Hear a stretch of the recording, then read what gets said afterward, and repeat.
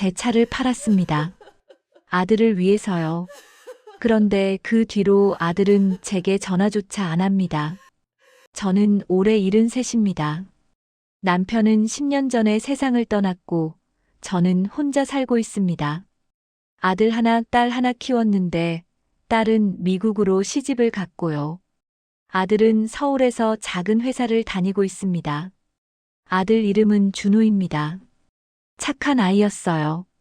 어릴 때부터 말썽 한 번 안 부리고 공부도 열심히 하고 대학도 서울에 있는 곳으로 붙어서 부모 마음 편하게 해줬습니다. 결혼도 늦지 않게 했고 며느리도 얌전하고 괜찮은 애였습니다.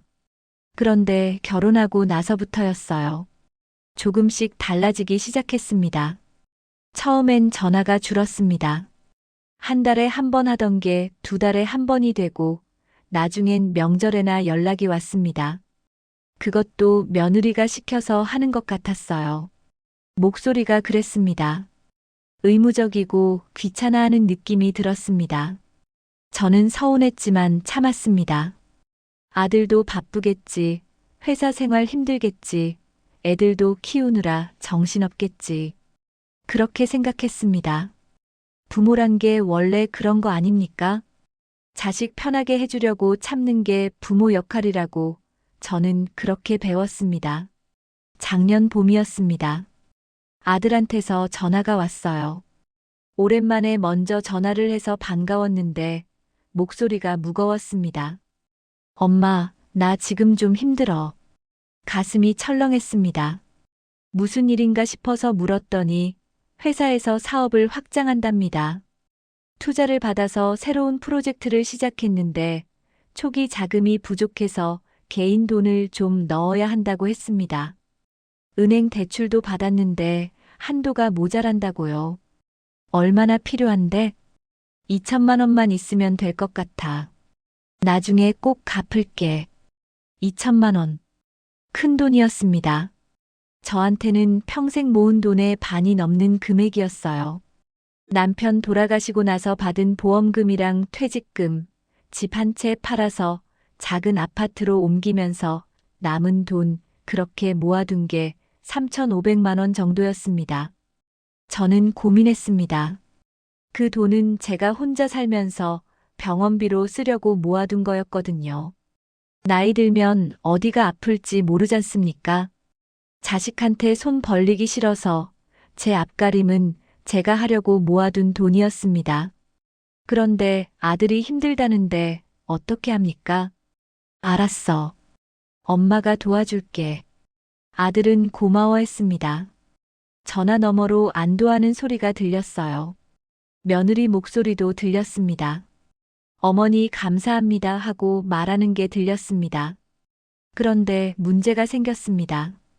제 통장에는 1,500만 원밖에 없었어요. 나머지는 적금이랑 펀드로 묶여 있었는데 당장 깨면 손해가 컸습니다. 그래서 생각한 게 제 차였습니다. 10년 된 모닝이었어요. 남편이 살아계실 때 산 거였는데 저는 그 차로 장도 보러 다니고 병원도 가고 가끔 친구들 만날 때도 썼습니다. 시골에서는 차가 없으면 불편하거든요. 버스도 하루에 몇 대 안 다니고 택시도 부르면 시간이 오래 걸립니다. 하지만 아들이 더 중요했습니다. 중고차 매매상에 갔습니다. 사장님이 차를 보더니 450만 원을 불렀어요. 너무 적다 싶었지만 급하니까 어쩔 수 없었습니다. 그렇게 팔았습니다. 통장에 있던 돈이랑 합쳐서 2천만 원을 만들었습니다. 아들한테 보냈어요. 계좌로 입금했습니다. 엄마, 정말 고마워. 이 은혜 꼭 갚을게. 아들은 그렇게 말했습니다. 저는 괜찮다고 힘들 때 가족이 도와야지 뭐 어떠냐고 했습니다. 며느리도 전화를 바꿔서 감사하다고 몇 번이나 말했어요. 목소리가 밝아서 저도 기분이 좋았습니다. 그런데 그게 마지막이었습니다. 그 뒤로 연락이 뚝 끊겼어요. 처음엔 바쁜가 보다 했습니다. 사업 시작했으니까 정신없겠지. 그렇게 생각했어요. 한 달 정도 지나서 제가 먼저 전화했습니다. 준호야, 요즘 어떠니? 사업은 잘 되고 있어? 아, 엄마. 응, 잘 되고 있어. 바빠서 그래. 나중에 전화할게. 끊었습니다. 딱 그 정도였어요. 통화 시간 1분도 안 됐습니다. 이상했습니다. 예전에도 바빴지만 이렇게까지는 아니었거든요. 그래도 제가 전화하면 10분, 20분은 얘기했었는데 이젠 1분도 안 되게 끊어버립니다. 한 달 더 지났습니다. 저는 다시 전화했어요. 이번엔 며느리가 받았습니다. 어머니, 준호 지금 회의 중이에요. 나중에 전화드리라고 할게요. 그래, 알았어. 애들은 잘 지내지? 네, 잘 지내요. 그럼 이따가요. 끊었습니다. 그런데 아들한테서 전화가 안 왔어요. 그날도 그 다음 날도 일주일이 지나도 안 왔습니다. 저는 섭섭했습니다. 2천만 원을 줬는데 그 뒤로 연락도 안 하고 안부도 안 물어보고 심지어 제가 전화해도 피하는 것 같았습니다. 석 달쯤 지났을까요? 저는 차가 없어서 불편했습니다. 장 보러 가는 것도 힘들고 병원 갈 때도 버스를 기다려야 했어요. 한 번은 버스 시간을 놓쳐서 1시간을 길가에 서 있었습니다. 여름이었는데 햇볕이 뜨거워서 어지러웠어요. 그때 생각했습니다. 아들한테 말해볼까? 차가 없어서 힘들다고, 중고차라도 하나 사야 할 것 같다고. 그런데 돈이 없으니까 아들이 조금만 보태줄 수 있냐고. 그렇게 말하려고 전화했습니다. 준호야, 엄마인데. 엄마, 지금 좀 바빠. 무슨 일이야? 목소리가 차가웠습니다. 저는 주춤했어요. 그래도 용기를 내서 말했습니다. 저기, 엄마가 차가 없어서 좀 힘들어서 그러는데, 중고차라도 하나 사려고 하는데, 돈이 좀 부족해서 그래. 500만 원만 빌려줄 수 있을까? 그러자 아들이 한숨을 쉬었습니다. 엄마, 나도 지금 여유 없어. 사업 시작한 지 얼마 안 됐잖아. 아직 수익도 안 나고. 그래. 그럼 나중에라도. 나중에 보자. 지금은 힘들어. 끊을게. 끊었습니다. 저는 멍하니 핸드폰을 들고 있었습니다. 500만 원이 아니었어요. 2천만 원을 줬는데 500만 원도 안 된다는 게 아니었습니다. 그게 문제가 아니었어요. 목소리였습니다. 귀찮아하는 목소리. 짜증 섞인 말투. 제가 부담스러운 사람이 된 것 같았습니다. 저는 그날 밤 잠을 못 잤습니다. 계속 생각했어요. 내가 뭘 잘못했나? 아들한테 돈을 준 게 잘못인가? 아니면 더 줬어야 했나? 아니면 안 줬어야 했나? 머릿속이 복잡했습니다. 가을이 되었습니다. 저는 여전히 차가 없었어요. 버스 타고 다니면서 장을 봤는데 무거운 걸 들고 걷는 게 힘들었습니다.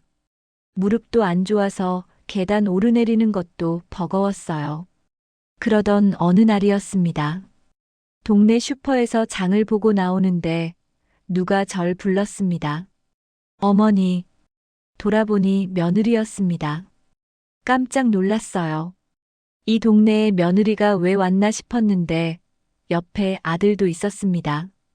둘이 차를 타고 지나가다가 저를 본 모양이었어요. 어머니, 여기서 뭐 하세요? 며느리가 차에서 내려서 물었습니다. 아들은 차 안에 그냥 앉아 있었어요. 아, 장 보러 왔지. 너희는 여기 왜 왔니? 저희 친구 결혼식이 근처에서 있어서요.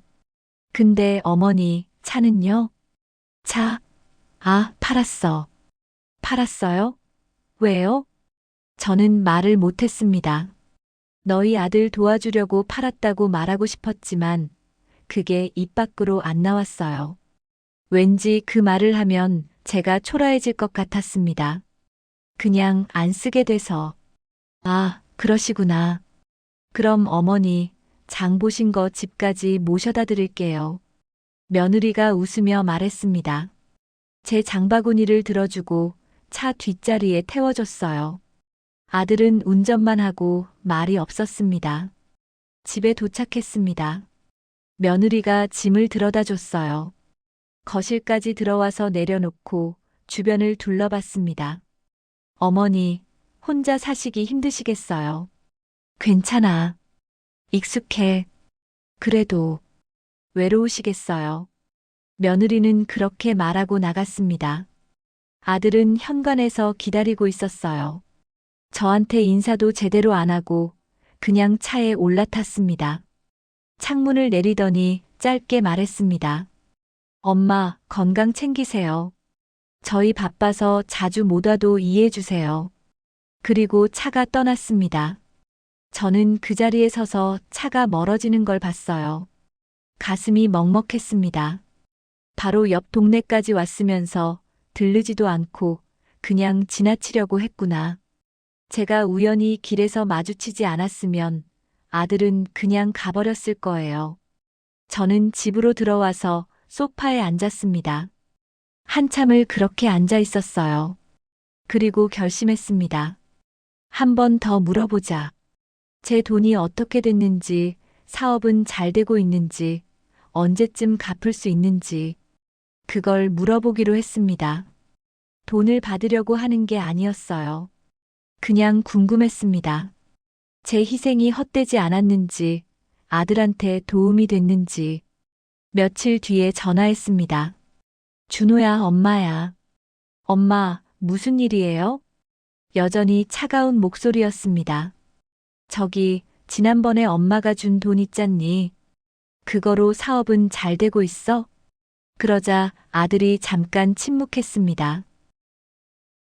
엄마, 그거 왜 물어보세요? 아니, 그냥 궁금해서.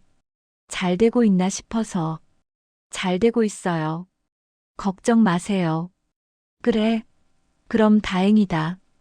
그럼 언제쯤 엄마한테 돌려줄 수 있을 것 같아? 또 침묵이 흘렀습니다. 이번엔 좀 길었어요. 엄마, 그게 지금은 좀 어려워요. 아직 수익이 안 나서. 그래, 얼마나 걸릴 것 같은데? 모르겠어요. 한 2년, 3년, 2년, 3년. 저는 할 말을 잃었습니다. 그렇게 오래 걸려. 엄마, 사업이 원래 그래요. 당장 돈 되는 게 아니에요. 엄마도 아시잖아요. 목소리가 날카로워졌어요.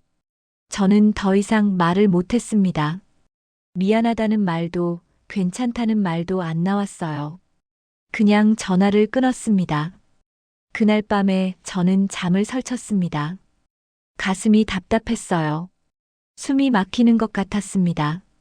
그리고 다음 날 아침에 일어나서 저는 SNS를 확인했습니다. 며느리가 페이스북을 한다는 걸 알고 있었거든요. 한 번도 들어가 본 적은 없었지만 그날은 왠지 보고 싶었습니다.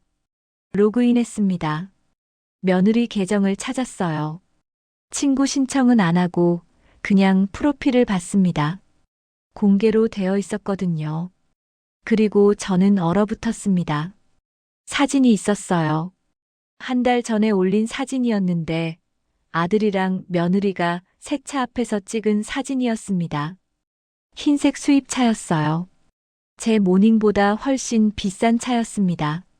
사진 밑에 글이 있었습니다. 드디어 우리 꿈의 차 장만했어요. 남편이 회사에서 성과급 받아서 계약금 넣고 할부로 샀어요. 오늘부터 새 출발. 저는 핸드폰을 떨어뜨릴 뻔했습니다. 손이 떨렸어요. 성과급, 새 차, 할부. 사업 확장이 아니었구나. 제 돈으로 새 차 계약금을 넣었구나. 아니, 어쩌면 전부 차에 쓴 건지도 몰랐습니다. 할부금 내려고 쓴 건지도 몰랐어요. 저는 핸드폰을 꺼버렸습니다. 더 이상 보고 싶지 않았어요. 일주일 동안 저는 아무것도 안 했습니다. 밥도 제대로 못 먹었어요. 잠도 안 왔고 텔레비전도 안 켰습니다. 그냥 멍하니 앉아 있었습니다. 배신감이었어요. 아들이 저를 속였다는 게 믿기지 않았습니다. 사업 자금이라고 했는데 차를 샀다니. 그것도 제 차를 팔아서 준 돈으로. 저는 화가 났습니다. 하지만 동시에 슬펐어요. 아들이 왜 그랬을까? 왜 거짓말을 했을까? 차 사고 싶으면 솔직하게 말하지. 그랬으면 저도 생각해 봤을 텐데. 아니, 어쩌면 도와줬을지도 모르잖아요. 그런데 거짓말을 했어요. 그게 제일 아팠습니다. 그러던 어느 날이었습니다. 초인종이 울렸어요. 택배인가 싶어서 나갔는데 아들이 서 있었습니다. 엄마. 저는 놀랐습니다. 아들은 혼자 왔어요. 며느리는 없었습니다. 왜 왔니? 그냥 엄마 얼굴 보고 싶어서요. 저는 아무 말도 안 했습니다. 문을 열어줬어요. 아들이 들어왔습니다. 거실에 앉아서 한참을 말이 없었습니다. 저도 먼저 말을 꺼내고 싶지 않았어요. 아들이 먼저 입을 열었습니다. 엄마, 죄송해요. 뭐가? 다요. 아들 목소리가 떨렸습니다. 엄마가 준 돈, 사실 사업 자금 아니었어요. 알아. 네, 나도 알아. 내가 차 샀다는 거. 아들 얼굴이 하얘졌습니다. 어떻게? SNS 봤어. 며느리가 올린 거. 아들은 고개를 떨구었습니다. 한참 동안 말이 없었어요. 그러다가 아들이 울먹이기 시작했습니다. 엄마, 미안해요. 정말 미안해요. 왜 그랬니? 저도 모르겠어요. 그냥 차가 너무 갖고 싶었고, 와이프도 계속 갖고 싶어 했고, 대출을 받으려고 했는데 한도가 안 나와서. 그래서 엄마한테 거짓말을. 아들은 울었습니다. 35살 먹은 남자가 엄마 앞에서 우는 모습이 처량했습니다. 저는 그 모습을 가만히 보고 있었어요. 화가 났지만 동시에 마음이 아팠습니다. 제 자식이잖아요. 울면 제 마음도 아픈 거예요. 그런데 저는 말했습니다. 준호야. 네, 엄마. 엄마는 내가 차 산 게 화가 나는 게 아니야. 네. 차가 갖고 싶으면 사야지. 내가 번 돈으로 사는 건데 뭐가 문제겠니? 아들이 저를 봤습니다. 엄마가 화가 나는 건 내가 거짓말한 거야. 그리고 엄마한테 돈 받고 나서 연락도 안 하고 피하고 귀찮아한 거. 아들은 아무 말도 못했습니다.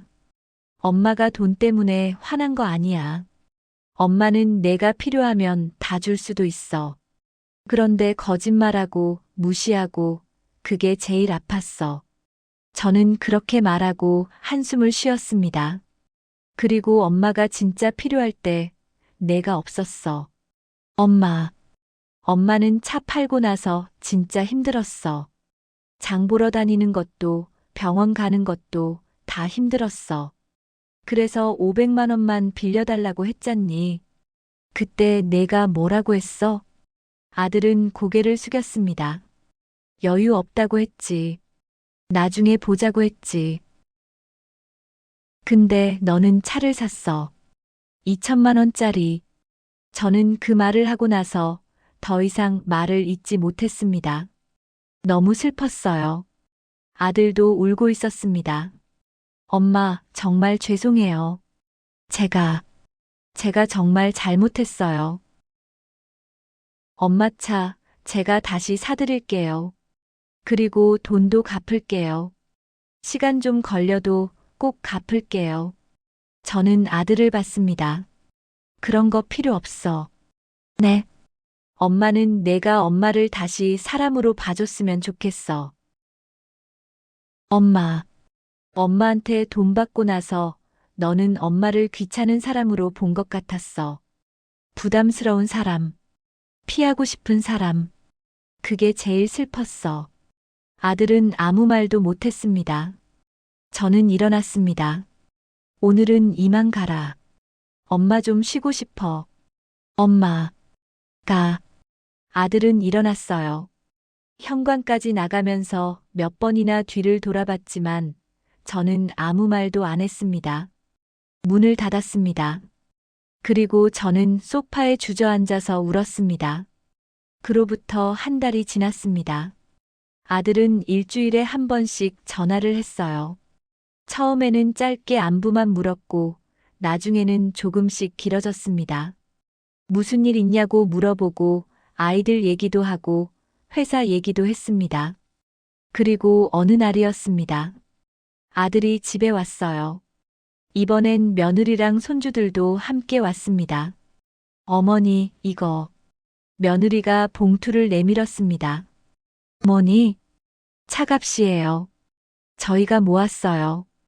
봉투를 열어보니 500만 원이 들어 있었습니다. 이게 뭐니? 어머니 차 사시라고요. 저희가 모았어요. 너희 형편에 어떻게 이 돈을. 제가 부업을 좀 했어요. 그리고 준호가 야근 수당 모은 거랑 합쳤어요. 많지는 않지만 중고차 하나는 살 수 있을 거예요. 저는 말문이 막혔습니다. 아들이 말했습니다. 엄마, 저희가 잘못했어요. 진짜로요. 다시는 이런 일 없을 거예요. 며느리도 고개를 숙였습니다. 어머니, 죄송해요. 제가 준호한테 차 사자고 계속 졸라서. 제 잘못도 커요. 저는 그 돈을 다시 내밀었습니다. 너희가 가져. 어머니, 엄마는 돈이 필요한 게 아니야. 그냥 너희가 엄마를 잊지 않았으면 좋겠어. 그게 다야. 아들이 제 손을 잡았습니다. 엄마, 잊지 않을게요. 다시는 이런 일 없을 거예요. 저는 손주들을 봤습니다. 꼬맹이들이 저를 올려다보며 웃고 있었어요. 할머니, 그래, 우리 손주들. 저는 아이들을 안았습니다. 그리고 그날 저희는 오랜만에 함께 밥을 먹었어요. 며느리가 해온 음식이었는데 맛있었습니다. 밥을 먹으면서 아들이 말했습니다. 엄마, 차는 제가 꼭 사드릴게요. 조금만 시간 주세요. 천천히 해. 급하지 않아. 아니에요. 빨리 사드릴게요. 그리고 앞으로 자주 올게요. 며느리도 거들었습니다. 어머니, 저희가 한 달에 한 번은 꼭 올게요. 아이들도 할머니 보고 싶어 해요. 저는 고개를 끄덕였습니다. 그래, 그렇게 하자. 그로부터 반년이 지났습니다. 아들은 약속을 지켰어요. 한 달에 한 번씩 왔고, 전화도 일주일에 두세 번씩 했습니다. 며느리도 가끔 먼저 전화를 했고, 손주들 목소리도 들려줬어요. 그리고 지난달에 아들이 제게 차를 사줬습니다. 새 차는 아니었어요. 5년 된 중고차였는데, 그래도 제 옛날 모닝보다는 훨씬 좋았습니다. 엄마, 이거 타세요. 고마워. 저는 진심으로 고마웠습니다. 차보다도 아들이 저를 다시 생각해준다는 게 고마웠어요. 어제는 장을 보러 나갔다가 동네 친구를 만났습니다. 아이고, 언제 차 샀어? 응, 아들이 사줬어. 어머, 효자네. 부럽다. 친구는 부러워했지만 저는 웃지 못했습니다. 효자. 그 말이 왠지 껄끄러웠어요. 아들은 효자가 아니었습니다. 저를 속였고 무시했고 피했어요. 그런 아들을 효자라고 할 수는 없었습니다. 하지만 아들은 변했습니다. 잘못을 인정했고 노력했고 다시 저를 찾아왔어요. 그게 효도일까요? 저는 잘 모르겠습니다. 다만 하나 확실한 건 저는 아들을 용서했다는 거예요. 완전히는 아닙니다. 아직도 가끔 그때 일이 생각나면 가슴이 아픕니다.